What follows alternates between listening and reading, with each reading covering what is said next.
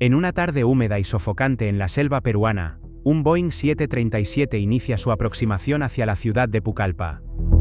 A bordo, más de 90 personas esperan un aterrizaje rutinario, mientras en la cabina los pilotos se enfrentan a un cielo cargado de nubes oscuras y turbulencia creciente. Nadie imagina que, en apenas unos instantes, este vuelo quedará marcado por una de las tragedias más impactantes de la aviación peruana. ¿Qué sucedió? Esto es lo que sabemos.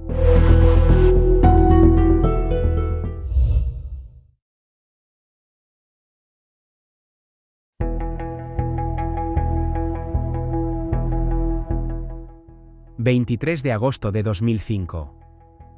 Nuestra historia de hoy tiene lugar en el Aeropuerto Internacional Jorge Chávez de Lima, Perú, donde la tarde avanza con movimiento constante. En la plataforma de vuelos domésticos, entre el ruido de turbinas y los llamados por altoparlante, un Boeing 737-200 Advanced se prepara para un nuevo itinerario. Se trata del vuelo 204 de TANS Perú, con destino a la ciudad de Pucallpa y posterior continuación a Iquitos, una de las rutas habituales de la compañía estatal que conecta la capital con la Amazonía. La aeronave, matrícula Oscar Bravo 1809 Papa, no pasa desapercibida. Aunque para muchos pasajeros es solo otro avión más, en realidad tiene una larga historia. Fabricado en 1981, había volado gran parte de su vida en Sudáfrica, e incluso operó para aerolíneas de Brasil y Namibia antes de ser adquirido por TANS apenas 2 meses atrás. En sus más de 24 años de servicio, acumulaba cerca de 50.000 horas de vuelo, y más de 45.000 ciclos de despegue y aterrizaje. Era un veterano del aire, que ahora llevaba los colores de una aerolínea con un origen muy particular. TANS Perú había nacido en 1963 como un escuadrón de transporte de la Fuerza Aérea del Perú, creado para llegar a pueblos aislados de la selva, y décadas después, en 1999, se convirtió en aerolínea comercial aunque siempre bajo control militar, con directivos y pilotos que seguían siendo oficiales de la Fuerza Aérea. Tras la desaparición de Aeroperú, la compañía pasó a ser, en la práctica, la aerolínea estatal del país, administrada por el Estado como su único propietario. Sus aviones, principalmente Boeing 737-200, cubrían itinerarios circulares desde Lima hacia ciudades como Iquitos, Tarapoto, Cusco y Pucallpa. Sin embargo, ya arrastraba un historial de accidentes, incluido el trágico vuelo 222 en 2003, que había dejado 46 víctimas fatales en Chachapoyas, por lo que la reputación de la empresa estaba marcada por esa sombra. En cabina, la tripulación está conformada por 3 pilotos. El comandante Octavio Pérez Palma, de 45 años, condecorado varias veces por su heroísmo, instructor de vuelo de la Fuerza Aérea del Perú, y con más de 5.800 horas de vuelo, de las cuales más de 1.700 como piloto al mando en el Boeing 737. A su lado, se encuentra el copiloto Jorge Luis Pinto, de 37 años, con casi 4.800 horas acumuladas, y más de 1.100 en este tipo de avión. El tercer piloto es el mayor Gonzalo Chirinos, de 38 años, quien se encuentra en proceso de entrenamiento inicial en el 737.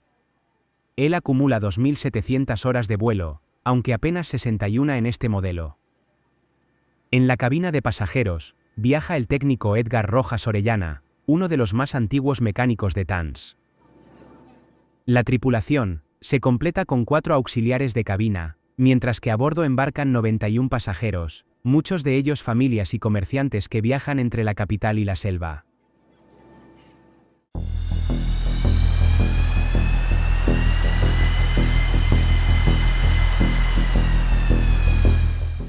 El embarque es rápido, los motores Pratt & Whitney JT8D se encienden con estruendo, y el avión rueda hacia la pista 33. A las 2:24 de la tarde, el Boeing 737 se alinea en la pista del Jorge Chávez y comienza a avanzar con potencia creciente.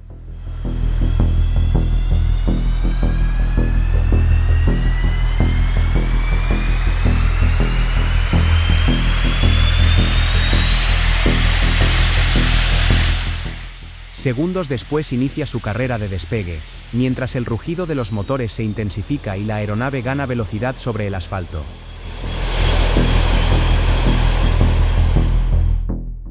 Finalmente, la máquina se eleva sobre la costa limeña y deja atrás el aeropuerto. Para los pasajeros es solo el comienzo de otro viaje de rutina.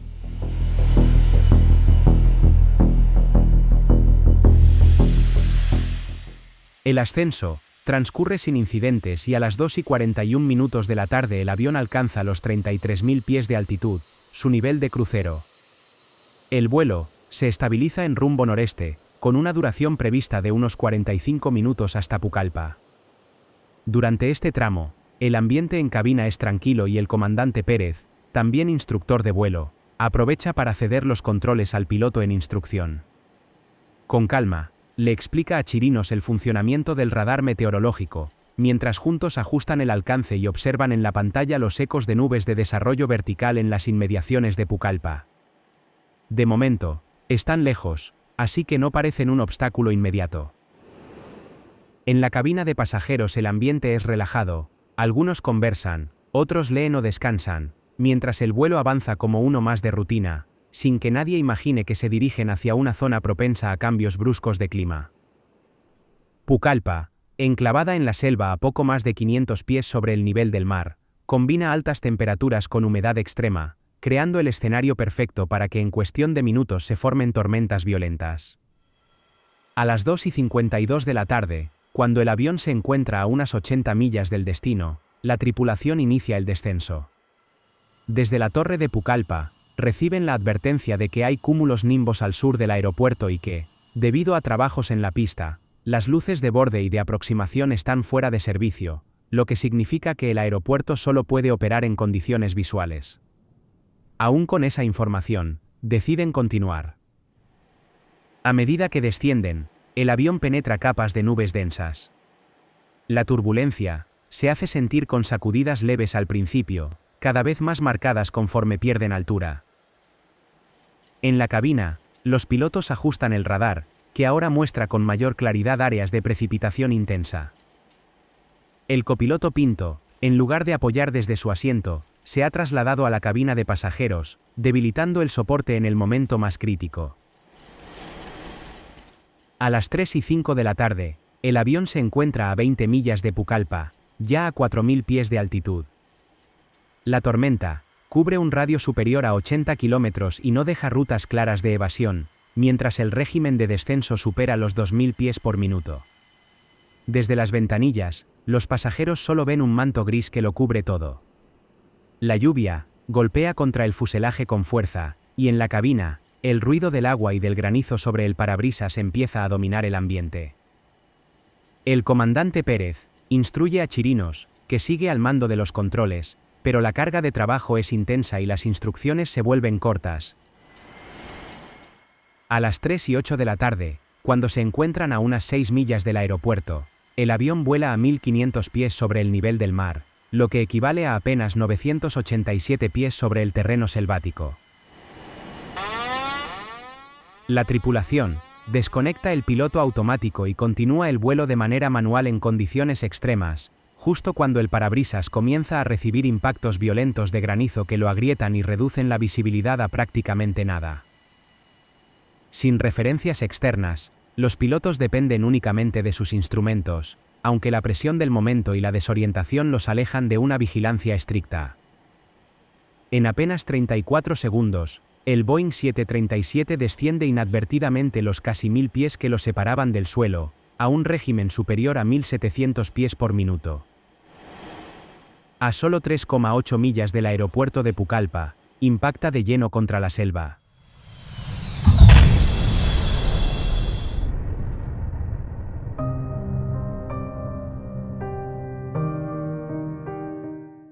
De los 98 ocupantes del avión, 40 perdieron la vida y 58 lograron sobrevivir, entre ellos todas las azafatas de vuelo. La investigación inicial resultó complicada porque numerosos lugareños llegaron al lugar del accidente y comenzaron a llevarse piezas como trofeos, incluso la grabadora de datos de vuelo, o FDR, lo que entorpeció la recopilación de pruebas. Al cabo de una semana, la caja negra fue recuperada gracias a una recompensa ofrecida por las autoridades. La investigación oficial concluyó que la tragedia del vuelo 204 fue producto de una cadena de decisiones erróneas y condiciones adversas que se combinaron en el peor momento. Aunque la aeronave se encontraba en condiciones de vuelo aceptables, la tripulación ignoró las normas del manual de operaciones que prohibían descender por debajo de los 4.000 pies en presencia de tormentas. Aún así, tras recibir la advertencia del control aéreo sobre el mal tiempo y la falta de luces en la pista de Pucallpa, los pilotos decidieron continuar con la aproximación. Un factor clave fue que la tripulación se encontraba incompleta en el momento más crítico. El copiloto, en lugar de ocupar su asiento, estaba en la cabina de pasajeros, lo que dejó al capitán y al piloto en entrenamiento con una carga de trabajo excesiva. Esa ausencia debilitó el criterio operacional y redujo la capacidad de tomar decisiones seguras bajo presión. La investigación también reveló que TANS Perú no había implementado adecuadamente las recomendaciones surgidas de accidentes anteriores, como el ocurrido en Chachapoyas en 2003. Además, persistían deficiencias en la estandarización de procedimientos y en la cultura de seguridad, lo que facilitó que se repitieran patrones de exceso de confianza y complacencia. Según los peritos, la tripulación pudo haberse sentido confiada de que la aproximación sería adecuada para fines de entrenamiento, pero esa misma confianza los llevó a subestimar la severidad de la tormenta. En última instancia, la desorientación espacial causada por la falta de visibilidad, el granizo que fracturó el parabrisas y el rápido descenso inadvertido sellaron el destino del vuelo. De esta manera, factores humanos y condiciones adversas sellaron el destino del vuelo. En un abrir y cerrar de ojo, la calma de un avión que vuela a 15.000 pies de altura se convierte en una pesadilla. En la cabina, las alarmas comienzan a sonar, las manos en los controles tiemblan, y la aeronave comienza a caer de manera descontrolada. ¿Qué sucedió? Esto es lo que sabemos.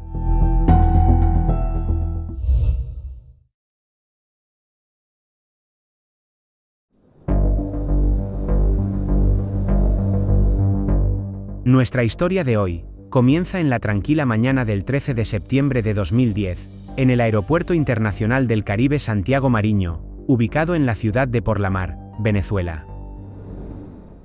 En la terminal del aeropuerto, un grupo de 47 personas se prepara para abordar el vuelo 2350 de Conviasa, dispuesto a regresar a sus hogares después de disfrutar un fin de semana en la isla de Margarita.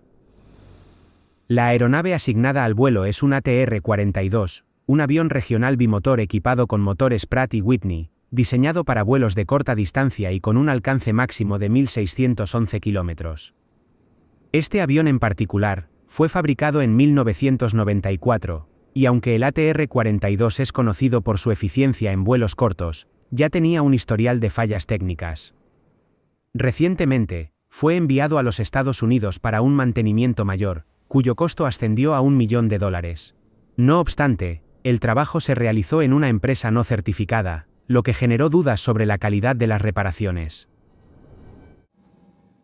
El vuelo 2350 de Conviasa es pilotado por el capitán Ramiro Cárdenas, de 62 años, un experto con más de 1.200 horas de vuelo. Lo acompañan el primer oficial Luis Albarrán, de 38 años y con menos experiencia, junto al técnico de vuelo Gilbert Parada. Junto a los pasajeros, se encuentra la auxiliar de vuelo Daniela Penique, de 24 años, quien realiza su primer vuelo en este tipo de aeronave. Aunque la tripulación cuenta con la capacitación adecuada, el contexto y los problemas subyacentes en la flota de Conviasa marcan la diferencia entre un vuelo exitoso y una tragedia.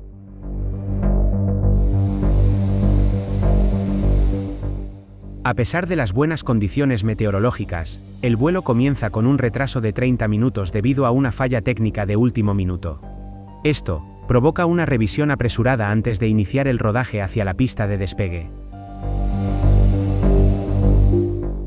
A las 9:29 de la mañana, el vuelo 2350 de Conviasa despega con destino al Aeropuerto Internacional Manuel Carlos Piar, en un trayecto estimado de 45 minutos y una distancia de 180 millas náuticas.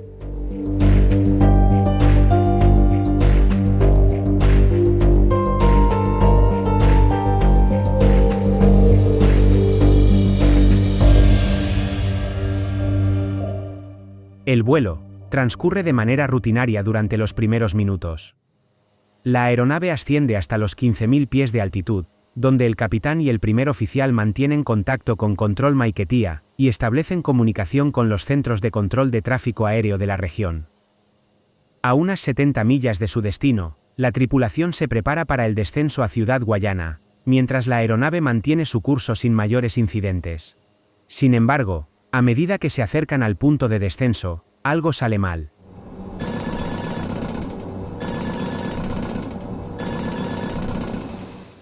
La aeronave comienza a experimentar dificultades con los sistemas automáticos de control de vuelo. En particular, el sistema Stick Pusher, diseñado para prevenir pérdidas de sustentación y evitar que el avión entre en caída, se activa erróneamente. Este sistema baja automáticamente el morro del avión, para evitar que el piloto pierda el control si la velocidad del aire cae por debajo de los límites seguros. Antes de continuar con el vuelo 2350, es importante mencionar que este tipo de fallas no eran nuevas en la flota de Conviasa. Desde 2009, los ATR-42 de la aerolínea habían experimentado fallas recurrentes en los sistemas de control de vuelo, pero la empresa no tomó medidas efectivas para corregir estos problemas. De hecho, la flota de Conviasa sufría de un mantenimiento deficiente, con personal que no recibía capacitación continua desde 2005, y una grave falta de repuestos y herramientas para reparar las aeronaves adecuadamente.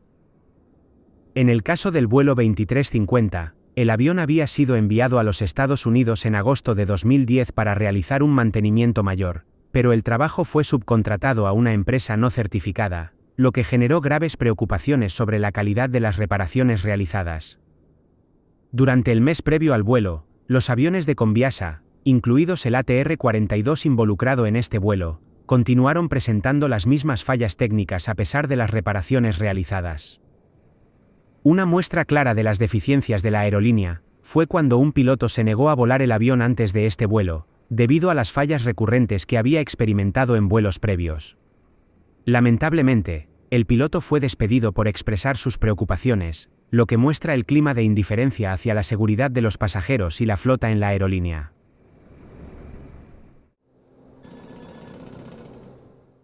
Durante el vuelo, cuando el sistema Stick Pusher se activa erróneamente, los pilotos intentan recuperar el control manualmente, pero el avión no responde a sus esfuerzos. La situación se vuelve cada vez más difícil de manejar, ya que la aeronave se aproxima a una altitud crítica mientras el sistema de control continúa mostrando fallos. Ayúdame, para acá, con las dos manos para acá. Pero si yo con las dos manos, sí. A las dos manos, agarra aquí. Para acá, coño, aquí. Pero ayúdame, coño, aquí. Pero mire, estamos en Pero coño, ayúdame, lo que te... estamos 900 pies. Pero sí, coño, ayúdame, aquí. Para acá. Y ahora ahí. Coño, no. Yo me encargo de eso. Bueno, con toda la opción que nos vamos a tirar grandemente. En este punto, la tripulación comienza a perder la noción del tiempo y de las maniobras necesarias para estabilizar el vuelo. A pesar de su experiencia, el comandante Ramiro Cárdenas y el primer oficial Luis Albarrán luchan por controlar la aeronave, pero la situación rápidamente se vuelve insostenible. La aeronave entra en un descenso abrupto y descontrolado, mientras la tripulación intenta sin éxito corregir el rumbo. Tapadito. Tren abajo. Dile que está en emergencia que no vamos a llegar. Dale un poder de potencia. Coño, ayuda ahí con esto, Dios mío. Aquí. Mételo para allá. Emergencia, Mayday. Comienza. Tranquilo. Comienza,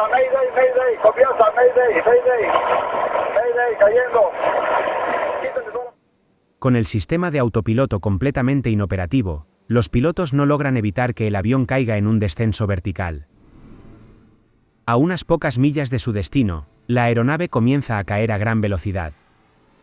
En los últimos momentos, el avión pierde por completo el control, y a las 9:53 de la mañana, se estrella en el patio de la bodega de almacenamiento número 10 de la siderúrgica del Orinoco, Sidor, a solo 10 millas de la pista de aterrizaje.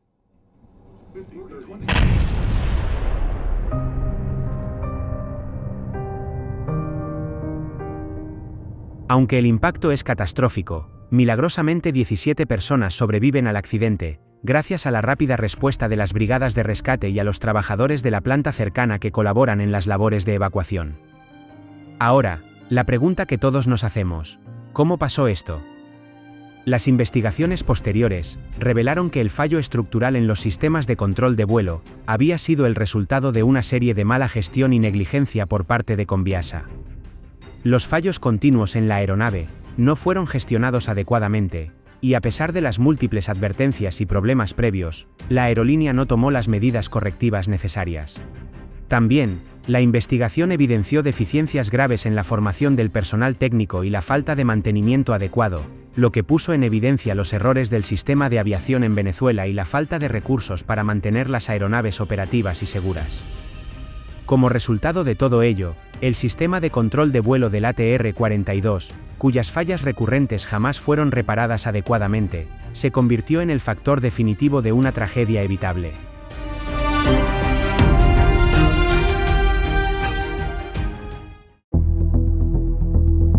Durante una tranquila tarde en Santo Domingo, un McDonnell Douglas DC-9 despega en un vuelo corto hacia Puerto Rico. Apenas 2 minutos después, la situación cambia por completo cuando los pilotos enfrentan uno de los escenarios más temidos en la aviación. Aunque intentan mantener el control, la aeronave pierde potencia, se vuelve inestable y comienza a caer sin control sobre las aguas del Caribe. ¿Qué sucedió? Esto es lo que sabemos.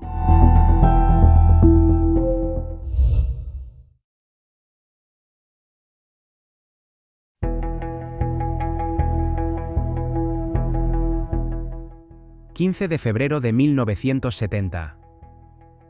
Nuestra historia de hoy comienza en la capital de la República Dominicana, concretamente en el Aeropuerto Internacional Las Américas, un moderno complejo aéreo inaugurado en los años 50 que se convirtió en el principal punto de entrada y salida del país.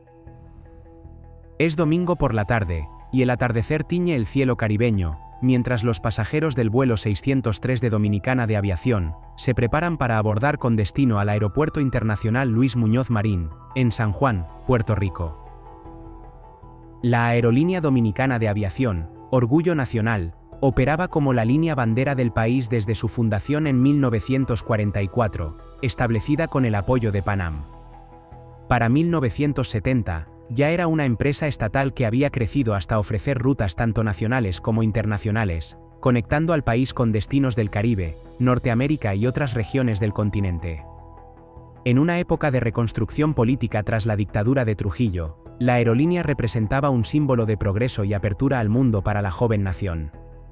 En ese contexto, Dominicana de Aviación había comenzado a renovar su flota con modernos aviones a reacción, apostando por la eficiencia y la velocidad. Entre sus adquisiciones más recientes, destacaba lo que muchos consideraban una joya dentro de la aviación comercial, el McDonnell Douglas DC-9. Se trataba de un bimotor de fuselaje estrecho, capaz de transportar cerca de 100 pasajeros a velocidades superiores a los 800 km por hora. La unidad asignada para este vuelo, matrícula Hotel India 177, le había sido entregada a la aerolínea solo semanas antes, a finales de 1969. Con apenas un mes de servicio, este jet prácticamente nuevo era el orgullo de la flota, y se encontraba en excelentes condiciones técnicas. A bordo del vuelo 603, viajan 97 pasajeros y 5 tripulantes, entre ellos familias, turistas y personalidades destacadas. Una de las presencias más notables es la del boxeador dominicano Carlos Teo Cruz, campeón mundial de peso ligero, quien viaja junto a su esposa e hijos. También están a bordo integrantes del equipo nacional femenino de voleibol de Puerto Rico, que regresan a casa tras un encuentro amistoso, así como la esposa, la hija y la hermana del general Antonio Imbert Barrera, reconocido por su papel en el derrocamiento de Trujillo. Todos ellos se acomodan en sus asientos, en lo que parecía ser un vuelo corto y rutinario. En la cabina de mando se encuentra el capitán Eduardo Tomen, de nacionalidad cubana y uno de los pilotos más experimentados de la compañía, considerado entre los mejores de su generación. A su lado, lo acompaña el primer oficial José Pepe Núñez. Junto a ellos, trabaja una tripulación de cabina compuesta por 3 auxiliares de vuelo que se encargan de brindar el servicio a bordo y velar por la seguridad de los pasajeros. En total, el vuelo va prácticamente lleno. La ruta entre Santo Domingo y San Juan, un trayecto corto de apenas 45 minutos cruzando el Canal de la Mona, es una de las más frecuentadas por la aerolínea. A esa hora de la tarde, las condiciones meteorológicas son ideales, con viento suave, cielo mayormente despejado y operaciones normales en el aeropuerto. En pocas palabras, nada sugiere que el vuelo será distinto a los demás.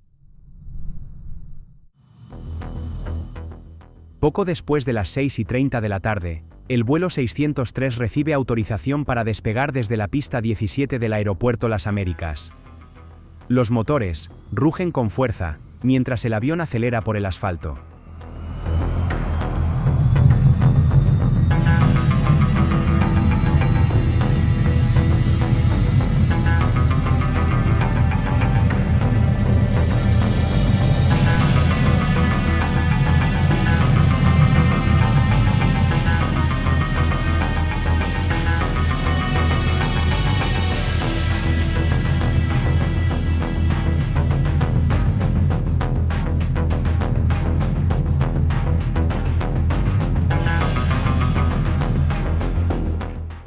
En pocos segundos, se desprende del suelo y comienza su ascenso hacia el este, sobrevolando la costa dominicana. Desde las ventanillas, muchos pasajeros pueden ver cómo las luces de Santo Domingo se alejan lentamente mientras el cielo comienza a oscurecer. Apenas 2 minutos después del despegue, la tripulación detecta una falla en uno de los motores, al observar en el panel una pérdida repentina de potencia en el motor derecho. De inmediato, el capitán Tomen reporta la emergencia a la torre de control y solicita permiso para regresar al aeropuerto. Aunque el avión todavía conserva algo de altitud, la situación comienza a deteriorarse con rapidez. Con un solo motor en funcionamiento, el avión intenta mantenerse en altitud, mientras los pilotos se preparan para un retorno de emergencia. El capitán reduce el ascenso y comienza a virar con cautela, tratando de alinear la aeronave nuevamente hacia el aeropuerto. En cabina, la tensión es máxima. Los procedimientos de emergencia se ejecutan, pero apenas comienzan las maniobras, ocurre lo inesperado cuando el segundo motor también falla. En cuestión de segundos, el avión queda completamente sin propulsión. Sin empuje, el DC-9 comienza a perder velocidad y sustentación, y a tan baja altitud, el margen de maniobra es prácticamente inexistente. Los pilotos hacen todo lo posible por controlar el descenso, pero el avión termina entrando en una caída incontrolable. En la cabina de pasajeros, el silencio se mezcla con la incertidumbre mientras algunos notan el cambio repentino de rumbo, la disminución del ruido de los motores y la brusquedad de las maniobras. Al mismo tiempo, desde tierra, varios testigos aseguran haber visto la silueta del avión descendiendo peligrosamente a muy baja altura sobre el mar. En ese preciso momento, a tan solo 3 minutos del despegue, la tragedia se consuma. El vuelo 603 de Dominicana de Aviación impacta violentamente contra las aguas del Mar Caribe, a poco más de 3 kilómetros del aeropuerto, frente a la península de Cabo Caucedo.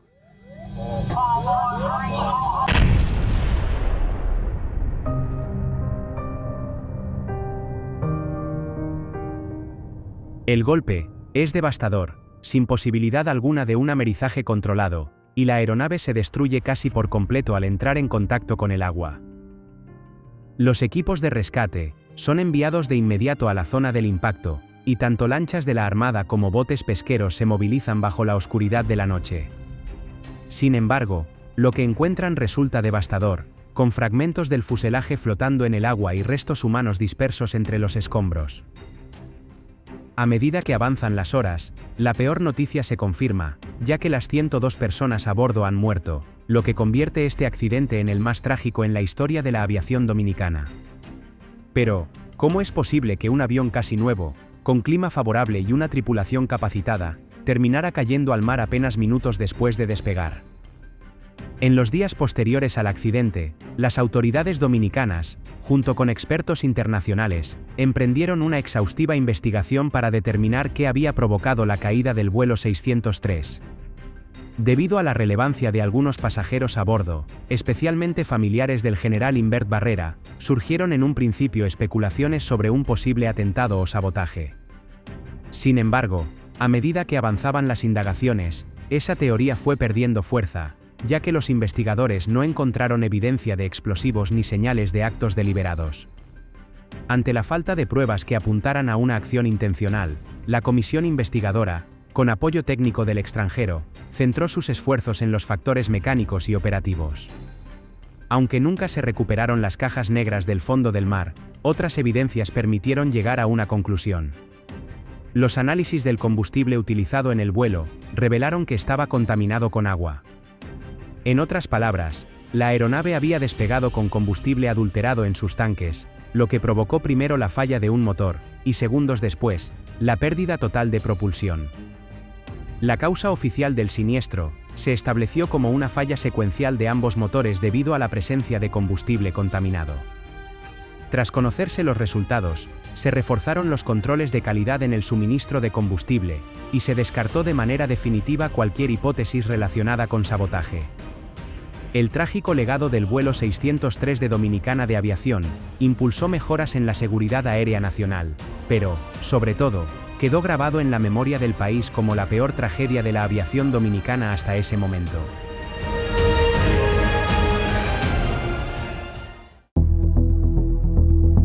Un avión, que despegó hace apenas 6 minutos, desaparece entre las nubes en un vuelo rutinario hacia Caracas. Desorientados y confundidos, los pilotos no se dan cuenta de que están volando directo hacia la cadena montañosa más larga del mundo. El desastre es inminente. ¿Qué sucedió? Esto es lo que sabemos.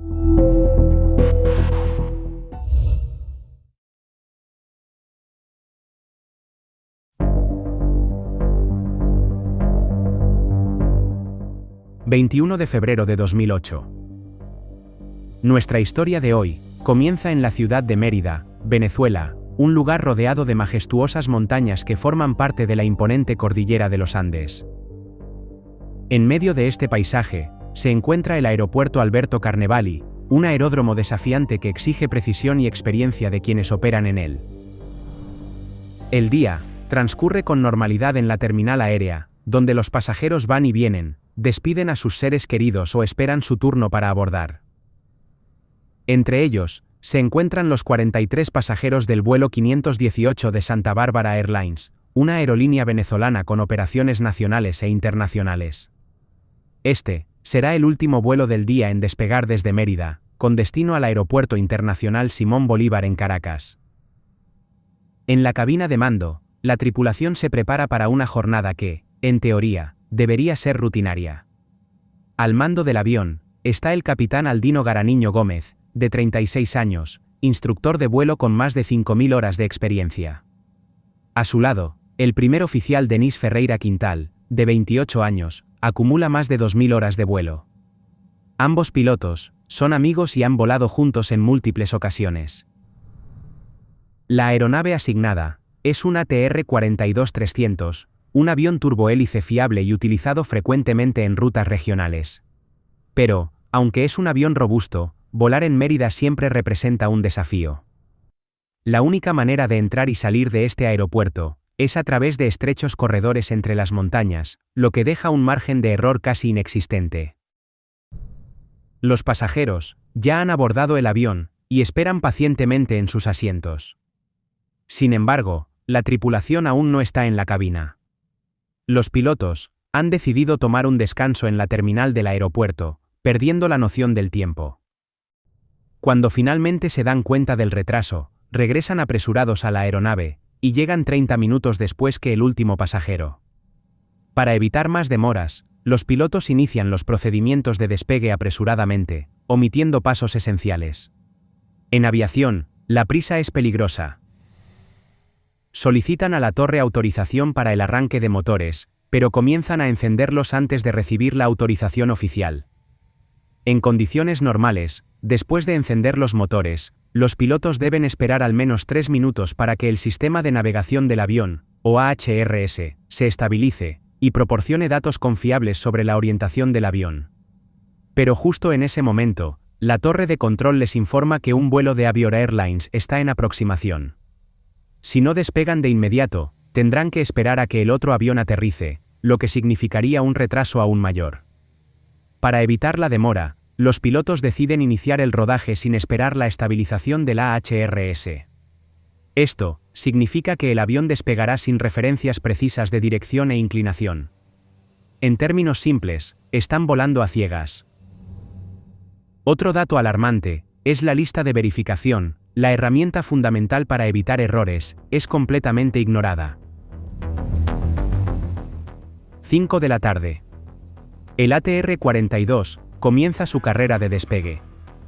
En la cabina, el primer oficial Ferreira está a los mandos, mientras el capitán Garanito supervisa.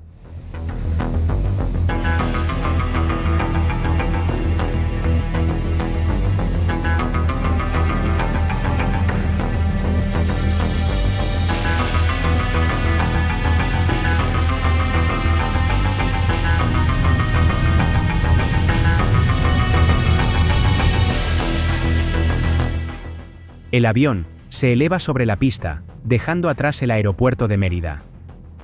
A partir de este momento, la tripulación se enfrenta a una situación extremadamente peligrosa. La salida del aeropuerto debe realizarse con una trayectoria precisa para evitar el terreno montañoso. La ruta oficial consiste en volar hacia el suroeste para ganar altitud antes de virar en dirección a Caracas. Sin embargo, esta ruta toma más tiempo y consume más combustible. En su lugar, los pilotos han decidido seguir la ruta del observatorio, una trayectoria no oficial pero comúnmente utilizada para reducir el tiempo de vuelo. Esta ruta atraviesa un estrecho valle y requiere maniobras exactas para evitar las cimas de las montañas. Pero en este momento, los pilotos no tienen una referencia confiable de su rumbo.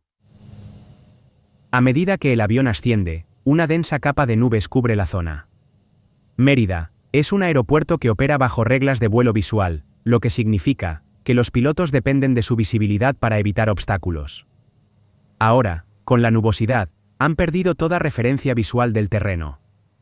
En la cabina, la confusión comienza a apoderarse de la tripulación.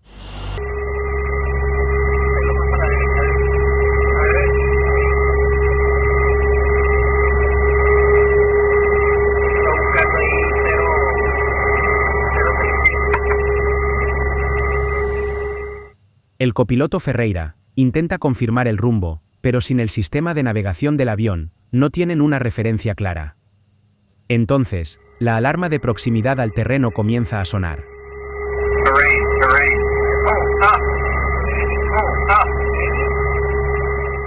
El sistema de alerta de proximidad al suelo advierte que el avión se está acercando peligrosamente a la montaña.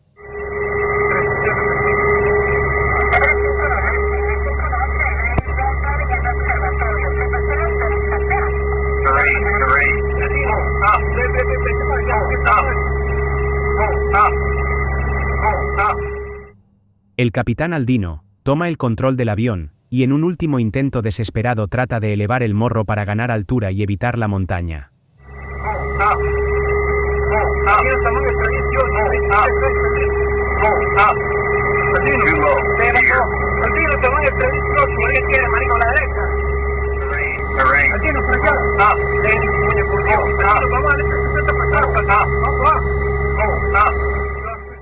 En este momento, el ATR-42 responde con dificultad, ya que la inclinación es demasiado pronunciada y la velocidad es insuficiente. Entonces, el stick shaker, el sistema que advierte de una inminente pérdida de sustentación, comienza a vibrar en los controles. Ahora, los pilotos pueden ver la montaña, y está demasiado cerca.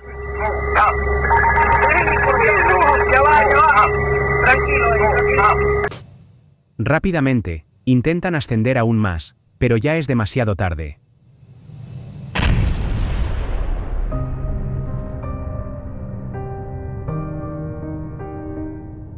Apenas 6 minutos y 47 segundos después del despegue, el vuelo 518 impacta contra la ladera de la montaña a 4.100 metros de altitud. En la torre de control, intentan comunicarse con el vuelo, pero no hay respuesta. En tierra, la noticia comienza a extenderse, ya que la aeronave no ha reportado su posición como estaba previsto. Ahora, las autoridades temen lo peor. Mientras cae la noche, los equipos de rescate se organizan para salir en busca del avión, pero nadie sabe exactamente dónde cayó. La última esperanza es que, de algún modo, alguien haya sobrevivido. Más tarde, la realidad es devastadora, ya que las 46 personas a bordo han perdido la vida. Tras la desaparición del vuelo 518, los equipos de rescate comienzan la búsqueda, pero el aeropuerto de Mérida no cuenta con radar, lo que dificulta su localización. Al amanecer, encuentran los restos del avión en la ladera de una montaña a 14.000 pies de altura. La gran pregunta ahora es, ¿qué llevó a un avión sin fallas mecánicas a estrellarse contra una montaña? Los investigadores llegan al sitio del impacto y recuperan las cajas negras del avión. Al analizarlas, encuentran algo preocupante. Los pilotos despegaron sin esperar a que el sistema de navegación se estabilizara. El AHRS es el sistema que proporciona información clave sobre la dirección y la inclinación del avión. Para funcionar correctamente, necesita al menos 3 minutos de estabilización antes del despegue. Sin él, los pilotos no tienen referencias precisas del rumbo. En la grabación de la cabina, se escucha cómo mencionan que sus giroscopios no estaban funcionando correctamente. Sin embargo, en lugar de abortar el despegue, decidieron continuar el vuelo confiando en corregir el problema en el aire. Sin el AHRS operativo, la única referencia disponible era la brújula magnética, un instrumento poco preciso para maniobras críticas.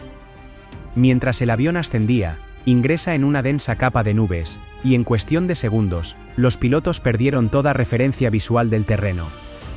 Desorientados y sin instrumentos confiables, giran más de lo debido, y se desvían de su ruta original, llevándolos directo a una montaña. Tras meses de análisis, los investigadores determinaron que el accidente fue causado por una combinación de errores humanos y procedimientos apresurados.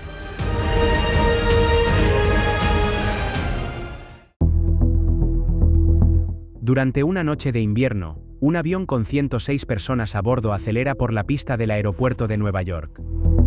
El piloto en los controles intenta levantar el avión, pero uno de los tripulantes toma una decisión inesperada, y en cuestión de segundos, todos vivirán las fatales consecuencias de ese grave error. ¿Qué sucedió?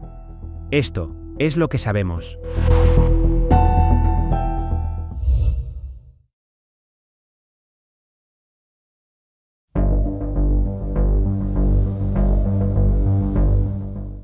...19 de enero de 1961.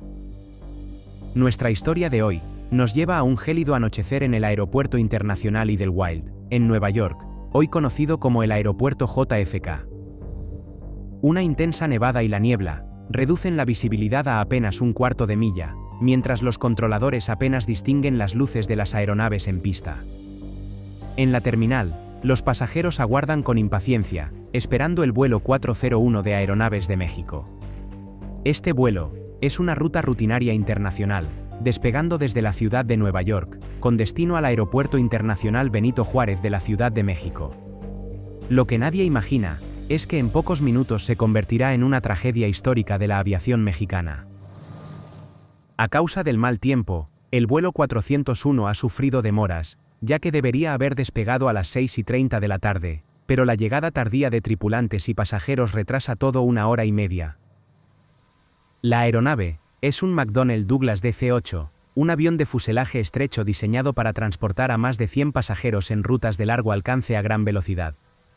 Tiene aproximadamente 6 meses de antigüedad, y es el DC-8 centésimo-quinto fabricado. Durante el vuelo 401, está siendo arrendado a Aeronaves de México por Eastern Airlines, y al momento acumula 259 horas de vuelo.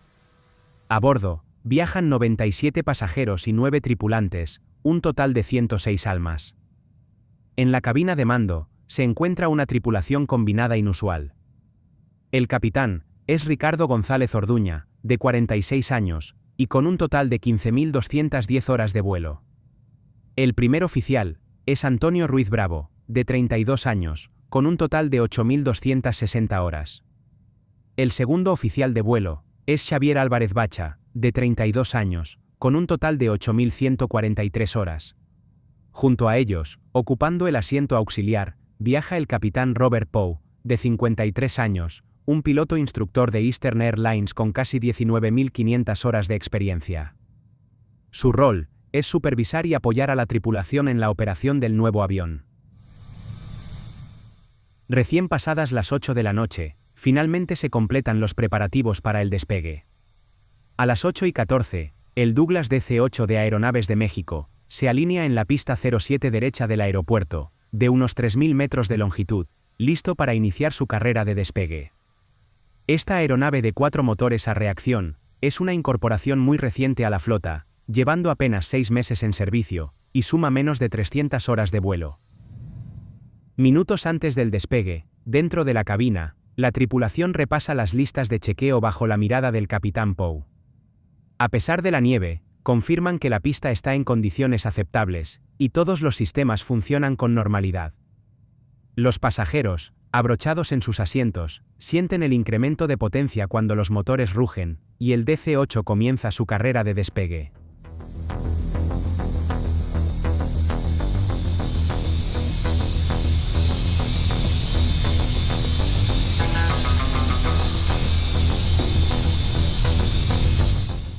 El enorme avión gana velocidad sobre el asfalto mojado.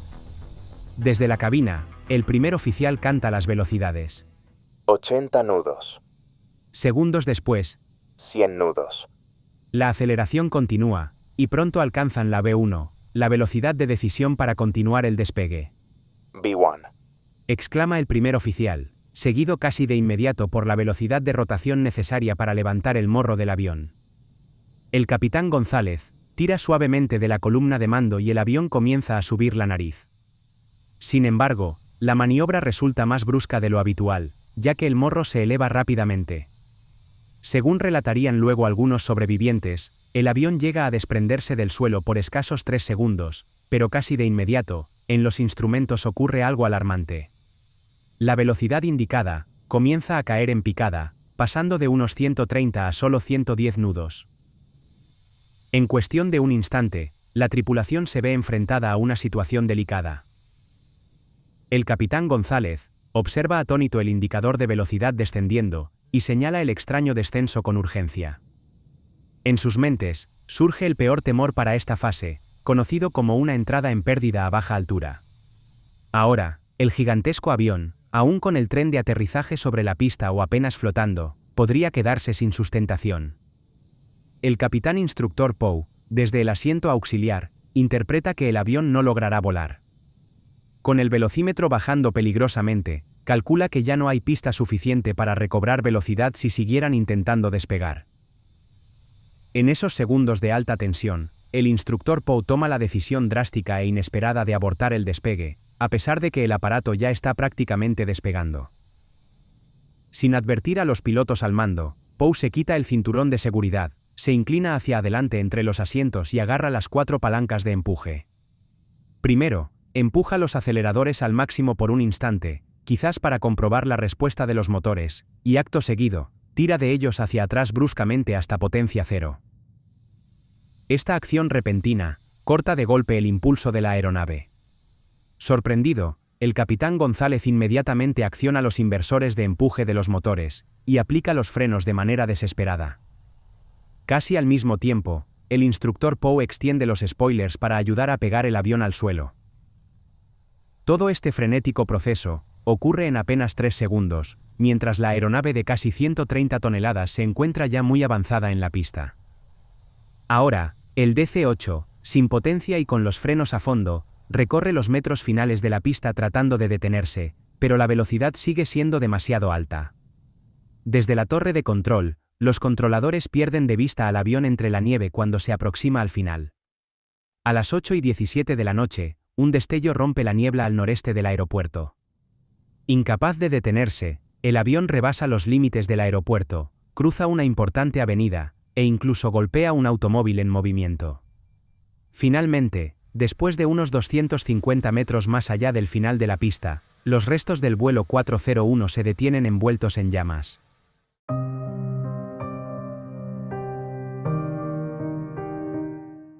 En aproximadamente 5 minutos, casi todos los sobrevivientes logran alejarse de los restos ardientes. De hecho, la totalidad de los 97 pasajeros sobrevive al impacto, algo poco común en un accidente de este tipo. En la cabina, el capitán González, el primer oficial Ruiz Bravo, el ingeniero Álvarez Bacha y una sobrecargo, han perdido la vida en el acto. En el accidente, solo el instructor Poe escapa con vida de entre los 4 pilotos a bordo, sobreviviendo para enfrentar las consecuencias de sus acciones. Tras la tragedia, se inicia una minuciosa investigación para esclarecer las causas. El caso despierta gran interés, pues resulta increíble que un piloto tan experimentado como Poe abortara un despegue casi en el aire. La investigación fue llevada a cabo por la Junta de Aeronáutica Civil de los Estados Unidos, dado que el accidente ocurrió en la ciudad de Nueva York. El 1 de agosto de 1962, se publicó el informe final sobre el vuelo 401 de Aeronaves de México. Según el informe, la causa probable del accidente fue efectivamente la interrupción innecesaria del despegue por parte del piloto instructor, quien no estaba en los mandos y redujo los aceleradores sin previo aviso, provocando la pérdida de potencia en los 4 motores. El capitán Poe, sentado en el asiento auxiliar del avión, pensó erróneamente que la velocidad de despegue era insuficiente y actuó de forma abrupta.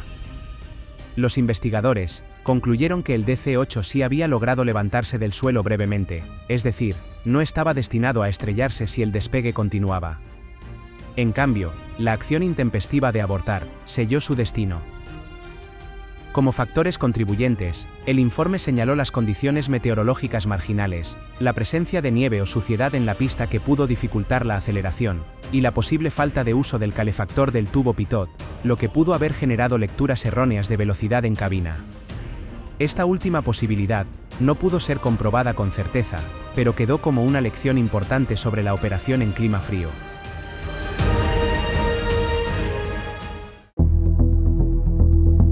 En una tarde helada en el extremo sur de Chile, un avión se aproxima a uno de los aeródromos más desafiantes de la Patagonia. Hasta ahora, todo parece bajo control, aunque el clima cambiante y la compleja geografía comienzan a tejer una situación que nadie a bordo imagina. En solo unos minutos, este vuelo rutinario se transformará en un episodio que aún hoy sigue estremeciendo a la aviación. ¿Qué sucedió? Esto es lo que sabemos.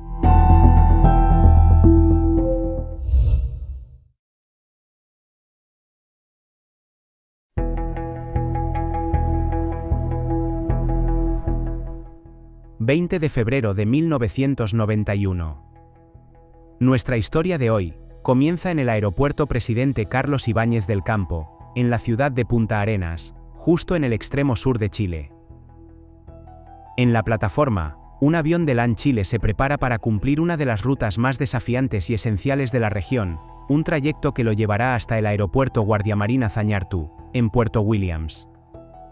A pesar del clima cambiante y de la geografía implacable, este puente aéreo forma parte de la vida cotidiana en la Patagonia, y funciona como un corredor indispensable para quienes viven en el fin del continente. El vuelo lleva el número 1069 de LAN Chile, y hoy transporta a 73 personas, entre ellas 66 pasajeros y una tripulación de 7 integrantes. A bordo, viajan muchos turistas extranjeros que han llegado para conocer la belleza remota del sur, grupos que llevan cámaras, mochilas y mapas mientras se preparan para sobrevolar canales helados y montañas que parecen no terminar nunca. También, viajan residentes, personal de la Armada y trabajadores que se desplazan entre las ciudades australes, todos habituados a un territorio donde el avión es, muchas veces, la única conexión real con el resto del país. Frente al terminal, espera un British Aerospace 146-200 Alpha, un jet compacto de 4 motores diseñado para operar en pistas cortas y muy utilizado en regiones complejas, con una reputación sólida por su desempeño en climas fríos. La aeronave tiene apenas 4 años de servicio y está equipada con frenos potentes y aerofrenos traseros que le brindan una agilidad notable, cualidades que la convierten en la opción ideal para los aeródromos extremos de la Patagonia y, por supuesto, para esta ruta. En la cabina de mando, se encuentra el capitán Rafael Aquiardo, un piloto con una larga trayectoria y más de 15.000 horas de vuelo, y el primer oficial Juan Loyola, un piloto más joven pero con amplia experiencia en este tipo de avión. Ambos completan la preparación del vuelo mientras revisan el clima, las cartas de aproximación y los reportes recientes del aeródromo de Puerto Williams, un lugar conocido tanto por su belleza como por sus desafíos. Una vez que todos toman asiento, las sobrecargos cierran la puerta principal, los motores cobran vida y el avión comienza a rodar hacia la pista. Para la mayoría, este es el inicio de una experiencia única sobre uno de los paisajes más inhóspitos del planeta. A las 3:15 de la tarde, el British Aerospace 146 inicia su carrera de despegue rumbo al sur.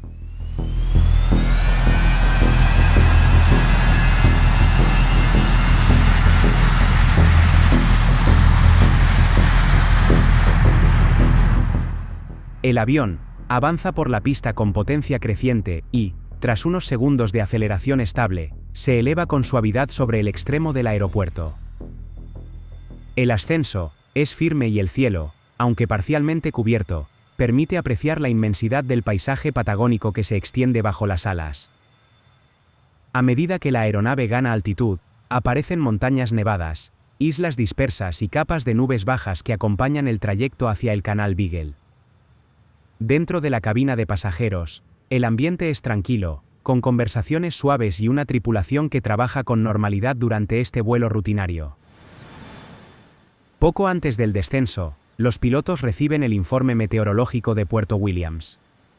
El viento sopla débilmente desde el sur y la pista está mojada, una condición habitual en la zona.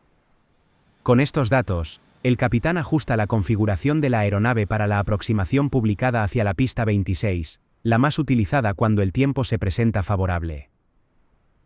El aeródromo de Puerto Williams es pequeño, está rodeado de montañas y cuenta con una pista de apenas 1.440 metros.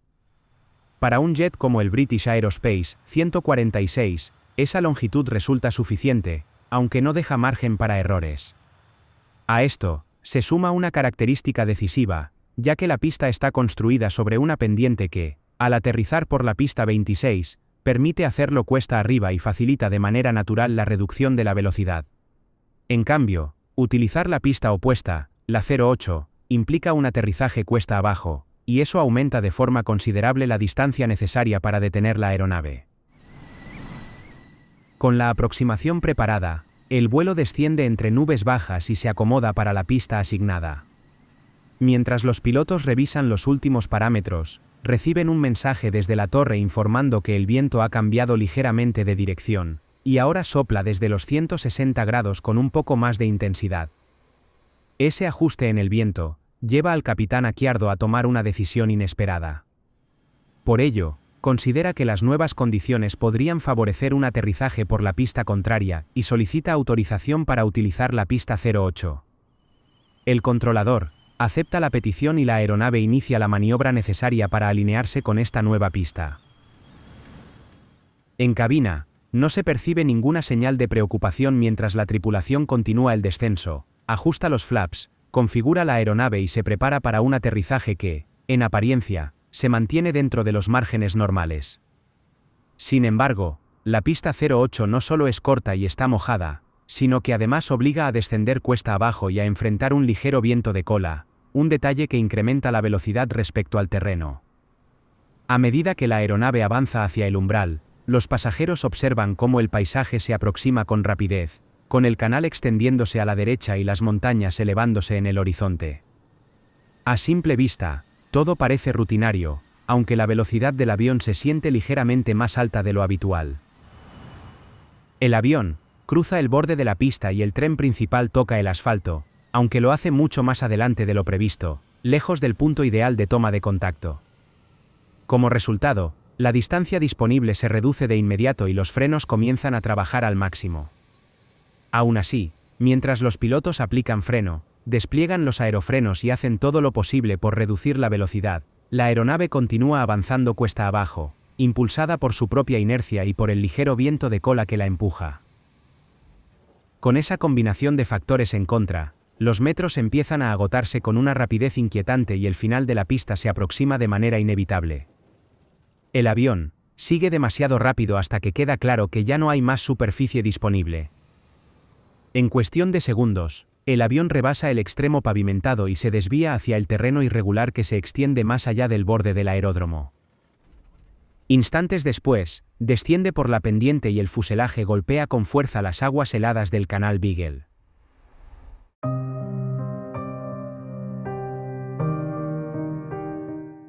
Apenas el avión entró en contacto con el canal Beagle, el fuselaje sufrió daños severos al golpear un riel metálico oculto más allá del borde del aeródromo, lo que abrió una brecha en la parte inferior de la aeronave y permitió que el agua ingresara de inmediato. La inundación se produjo en cuestión de segundos y transformó una situación inicialmente sobrevivible en una emergencia crítica dentro de la cabina. La oscuridad, el frío extremo y la rápida entrada de agua dejaron a varios pasajeros sin posibilidad de encontrar una salida, mientras otros intentaron escapar hacia las partes del avión que aún permanecían a flote. Algunos pasajeros y tripulantes lograron subir a las alas y al techo del fuselaje, las únicas partes que permanecieron fuera del agua durante unos minutos. Mientras tanto, el frío era intenso y cada segundo contaba, aunque la ayuda no tardó en llegar y pronto varios equipos comenzaron a aproximarse al lugar. Gracias a esta reacción inmediata, 53 personas fueron rescatadas con vida, mientras que 20 pasajeros fallecieron por ahogamiento antes de poder escapar del interior. La investigación oficial, realizada por la Dirección General de Aeronáutica Civil, concluyó que la causa principal del accidente fue una aproximación mal planificada y mal ejecutada. El capitán decidió cambiar de pista en el último momento, eligiendo una llegada cuesta abajo y con viento de cola, lo que aumentó la velocidad sobre el terreno. Además, la pista estaba mojada, tenía una pendiente negativa y una fricción muy reducida, condiciones que propiciaron el hidroplaneo e hicieron que los frenos respondieran con muy poca eficacia. El informe reveló que la aeronave tocó pista más adelante de lo debido y a mayor velocidad que la recomendada, reduciendo drásticamente la distancia disponible para detenerse. Sin fallas mecánicas que explicaran la falta de frenado, la investigación concluyó que la combinación de una decisión incorrecta, una pista poco favorable y condiciones ambientales adversas volvió imposible evitar la salida de pista, llevando finalmente al avión a caer al canal Beagle. Si esta historia te impactó, espera a conocer el caso que estás viendo ahora en pantalla, donde un vuelo aparentemente tranquilo terminó enfrentándose a una situación límite que nadie veía venir, un desenlace tan sorprendente que aún hoy sigue estremeciendo a la aviación.